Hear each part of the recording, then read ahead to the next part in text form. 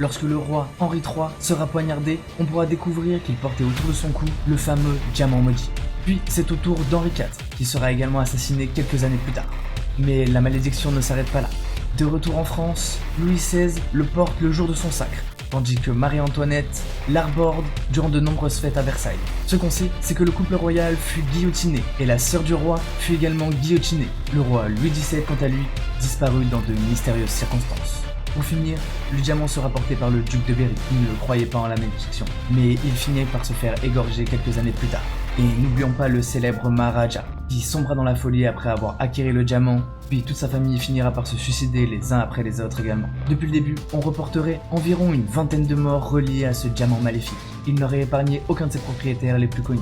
Alors, on a décidé de le faire rentrer au Louvre, en 1976, où il rejoindra les joyaux de la couronne royale, dans le but d'arrêter cette triste malédiction. Mais la malédiction du Sancy a-t-elle